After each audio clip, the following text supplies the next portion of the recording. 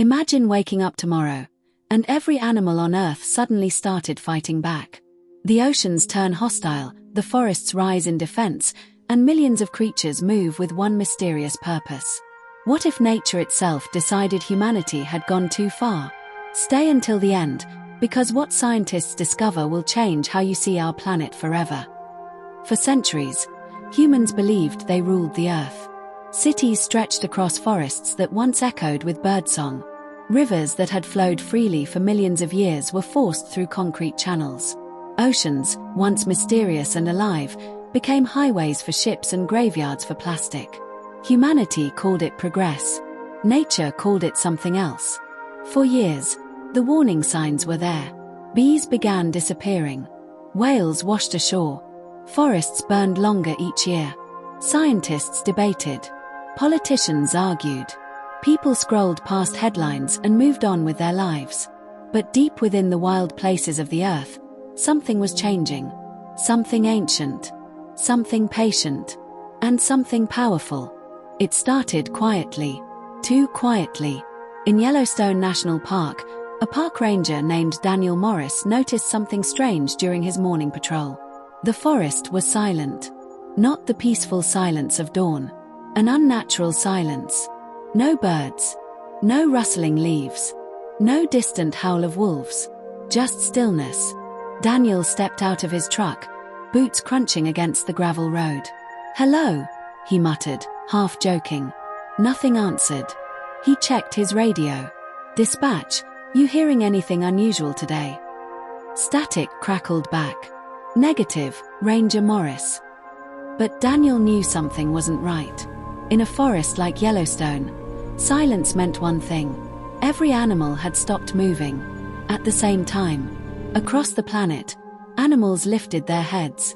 In the African savanna, elephants paused mid-stride. In the Amazon rainforest, jaguars froze in the shadows. In the Arctic, polar bears looked toward the horizon. And deep beneath the ocean waves, whales began to sing. Not their usual haunting calls. Something different. Something louder. A signal. A call older than humanity itself. The Earth was speaking. And the animals were listening. Within days, strange reports flooded the news. In India, thousands of monkeys gathered silently on the rooftops of Mumbai. In Australia, kangaroos stood motionless along highways, staring at passing cars. In the oceans, dolphins swam in perfect formation near major shipping routes. Scientists were baffled. "Animal migration patterns don't work like this," one researcher said during a live interview. "Something is coordinating them." But what? No one had the answer. Not yet. It happened in Brazil. A massive logging company had been clearing sections of the Amazon rainforest for months. Chainsaws screamed as ancient trees crashed to the ground. The workers barely noticed the animals watching them. Monkeys filled the canopy above. Jaguars moved silently between the trees. Even the birds had gathered, thousands of them. Then the machines stopped. Not because the workers turned them off. Because something had cut the power lines. The forest erupted. Birds descended like a storm. Monkeys swarmed the machinery, tearing wires and smashing equipment. From the shadows, jaguars stepped forward. The workers ran. No one was killed. But every machine was destroyed. The message was clear. The forest was no longer defenseless. Over the next week, similar events spread around the world. Fishing boats returned to shore after dolphins and whales blocked their paths. Farmers found their crops trampled overnight by coordinated herds of deer and boars. Power lines near massive industrial sites were mysteriously severed by flocks of birds. At first, governments dismissed it as coincidence. But scientists studying the behavior began to notice something impossible. The animals weren't acting randomly. They were acting strategically, like an army. Back in Yellowstone, Ranger Daniel Morris sat in front of his laptop, watching footage from wildlife cameras. He replayed one clip over and over. A pack of wolves standing on a ridge, perfectly still, watching the highway below. But that wasn't the strange part. The strange part was what happened next. A herd of elk approached from the valley. Normally, wolves would attack. But instead, The elk stopped beside them. Predator and prey, standing together. Daniel leaned back in his chair. That's impossible. But the footage didn't lie. Something had changed the rules of nature. Animals were no longer acting like separate species. They were acting like allies. Meanwhile, far out in the Pacific Ocean, a cargo ship transporting thousands of tons of plastic waste sailed toward its destination. The crew noticed something strange in the water. Dark shapes moving beneath the waves. Hundreds of them. Then thousands. Sharks. But they weren't hunting. They were circling. The ship slowed. Moments later, massive shadows rose from the depths. Whales. Dozens of them. Together, they began pushing waves toward the vessel, rocking it violently. The captain shouted orders. But it was too late. The ship turned away. For the first time in history, animals had forced a cargo vessel to retreat. By now, the world could no longer ignore what was happening. News channels called it ***, the animal uprising ***. Social media exploded with footage of coordinated wildlife behavior. Scientists scrambled for answers. Some believed a virus was altering animal brains. Others suspected environmental stress had triggered a new survival instinct. But one biologist offered a different theory. What if animals aren't becoming smarter? She said during a televised debate. What if they've always been this intelligent, and they've simply decided they've had enough? One night, Daniel returned to the forest. The silence had returned. But this time, he didn't feel alone. In the distance, glowing eyes appeared between the trees. Wolves. Dozens of them. They didn't attack. They just watched. And for a moment, Daniel felt something strange. Not fear. Understanding. As if the wolves were trying to say something without words. A warning. A message. Nature wasn't trying to destroy humanity. It was trying to stop it. Within weeks, the world changed. Industries began collapsing under constant disruption. Ships couldn't cross oceans without being surrounded by whales. Construction projects were sabotaged by coordinated flocks of birds. Entire cities reported animals appearing in places they had never been before. Watching. Waiting. Humanity realized something terrifying. The planet wasn't fighting back with storms or earthquakes. It was fighting back with life. And life was everywhere. Because if nature truly decided to fight back, humanity would discover something it had forgotten long ago. We were never the rulers of Earth. We were only guests. Part 2, The Age of Balance. Years passed after what historians would later call the Awakening. The world had changed. Factories once roaring with machines now stood silent. Highways that once carried endless streams of vehicles had grown quiet. In many places, vines crept over abandoned buildings, and forests slowly reclaimed the land humanity had taken. But humanity had not disappeared. Instead, it had adapted. Cities still existed, but they were smaller, quieter, and designed differently. Skyscrapers were replaced with eco-towers covered in gardens. Solar fields stretched across deserts. Rivers once poisoned by industry flowed clear again.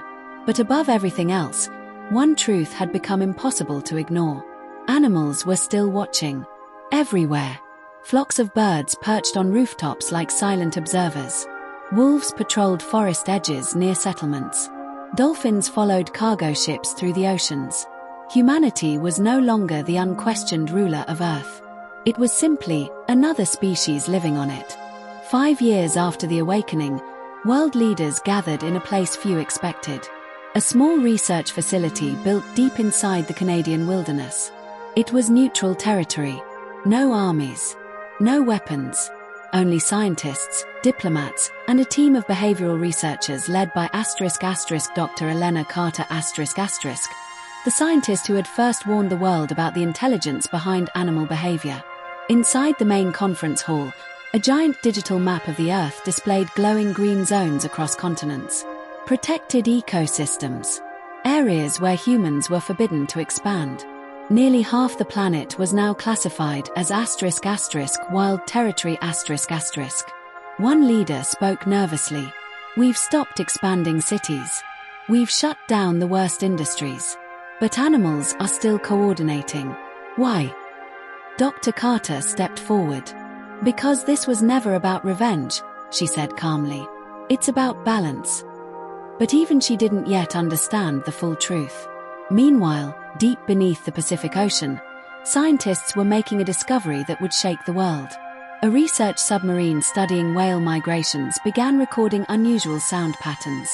Not songs. Not communication calls. Something far more complex. Mathematical patterns. Repeating signals. Entire sequences of information being transmitted between whale pods across thousands of miles. When researchers decoded the signals using AI systems, they realized something astonishing. The whales weren't just communicating. They were sharing data. Ocean temperatures. Migration routes. Pollution zones. Human shipping activity. It was a *** planetary intelligence network ***. And the oceans were its backbone. But nature wasn't finished. One quiet night in South America, satellites detected something unusual. Millions of insects suddenly lifted into the air from the Amazon rainforest. Massive swarms stretched across the sky for miles. They moved like storm clouds. But they weren't random. They followed precise paths across the continent, toward industrial farming regions. Within days, crops across several countries were destroyed. Not eaten. Destroyed. The insects targeted genetically modified monoculture crops, the very type of farming responsible for massive ecosystem damage. But they left natural farms untouched. The message was unmistakable. Nature wasn't just reacting anymore. It was correcting. The event terrified governments. Emergency meetings began worldwide. Military leaders feared the worst.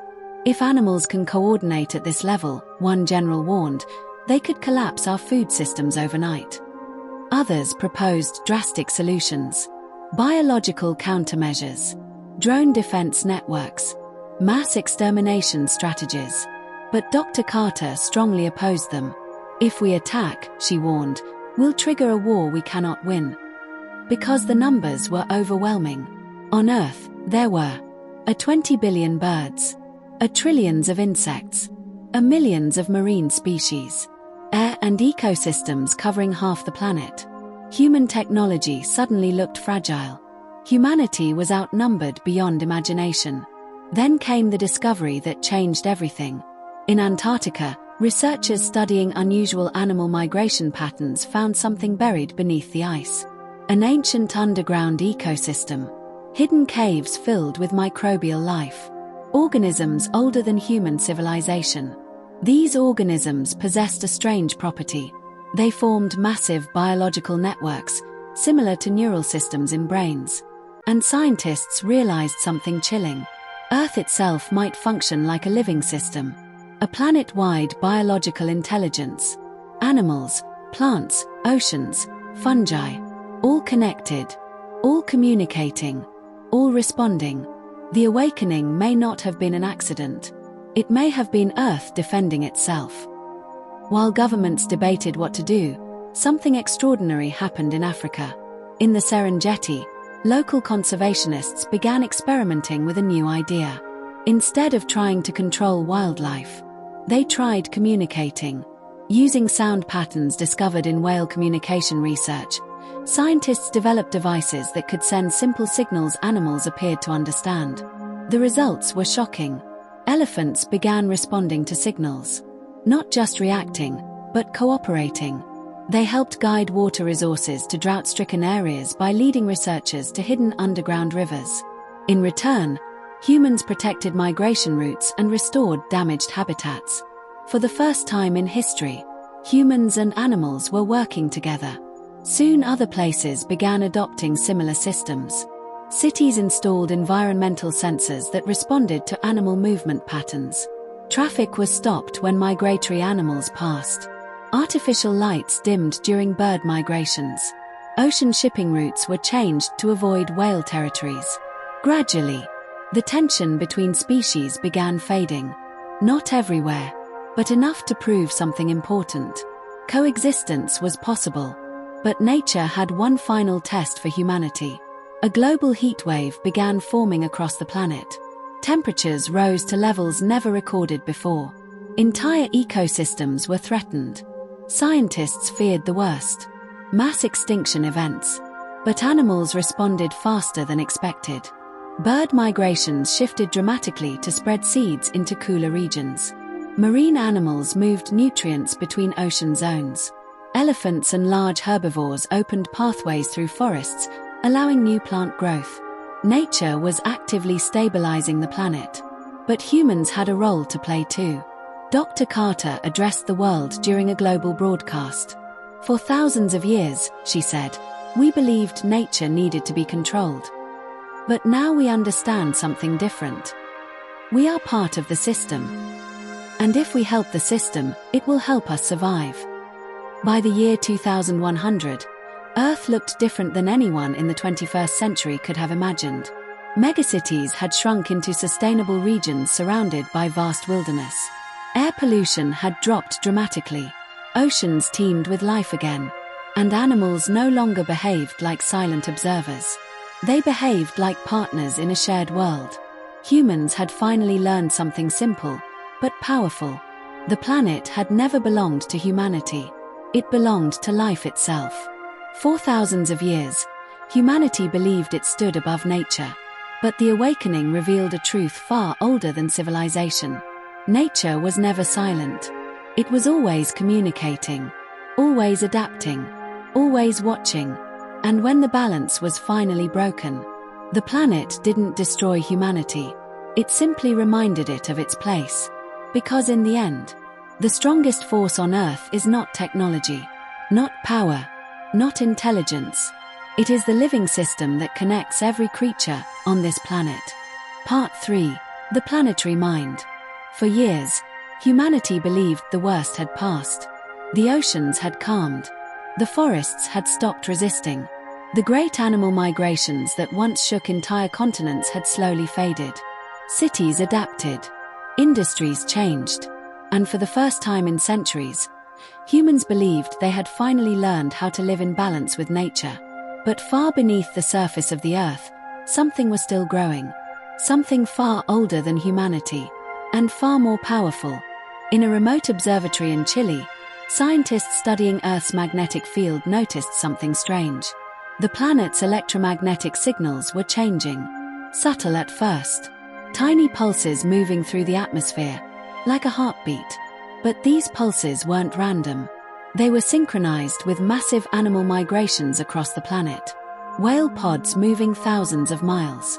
Bird flocks shifting direction at the exact same moment. Elephants traveling across Africa in perfect formation. It was as if every species on Earth was responding to the same invisible signal. One scientist whispered a terrifying possibility. What if Earth itself is communicating? Dr. Elena Carter had spent years studying animal intelligence. But what she discovered next would change everything. By analyzing satellite data, migration patterns, and communication signals from animals across the globe, she realized something shocking. Animals weren't just cooperating. They were part of a global biological network a living system connecting forests, oceans, animals, and the planet itself. Like neurons in a brain. The Earth wasn't just a planet. It was a mind. A planetary consciousness. And humanity had finally triggered its awakening. For weeks, scientists around the world attempted to understand the signals. Then something extraordinary happened. The message changed. Instead of random pulses, the signals began forming patterns. Mathematical sequences. Repeating codes. Humanity wasn't imagining it. Earth was trying to communicate. Across the globe, animals began gathering in enormous numbers. Millions of birds filled the skies. Whales gathered in vast circles in the oceans. Herds of elephants stood silently across the African plains. Even predators and prey stood side by side. For the first time in history, nature itself had assembled. And at the center of it all, stood humanity. Watching. Waiting. Listening. Dr. Carter and her team developed a machine capable of translating the planet's electromagnetic patterns into sound. When the device finally activated, The room fell silent. The sound that emerged was deep, slow, ancient. Not a voice, but something far more powerful. A presence. And the message was simple. Humanity had two choices. Continue exploiting the planet, or become part of its living system. Because the Earth had already begun evolving beyond them. The planet's response wasn't violent. It didn't destroy cities. It didn't wipe out humanity. Instead, it began a test. Entire ecosystems began changing rapidly. Forests grew faster. Oceans shifted currents. Animals adapted at incredible speeds. Humanity was forced to adapt too. Technology had to evolve alongside nature. Cities had to become ecosystems themselves. Human survival now depended on cooperation with the living planet. Decades passed. Human cities transformed into living environments. Buildings produced oxygen. Transportation systems followed wildlife migration routes. Oceans became protected sanctuaries. Human technology merged with natural systems. For the first time in history, humanity wasn't dominating Earth. It was part of it. In the year 2100, scientists made a final discovery. The planetary network had expanded. Human brains had slowly synchronized with Earth's electromagnetic patterns. Humanity had unknowingly joined the planet's living network. The Earth was no longer just conscious through animals. Now it was conscious through humanity too. The planet had gained billions of new neurons. Looking back through history, humans finally understood the truth. Nature never fought humanity. It was teaching them how to survive, teaching them how to belong. Because Earth was never just a home. It was a living mind. And humanity had finally become part of it. For the first time in billions of years, a planet had awakened. And its thoughts were now shared by every living thing on it. If this story made you question the future of our planet, make sure to like this video and subscribe for more mind-bending what-if stories. And tell me in the comments, if nature really fought back, do you think humanity would survive?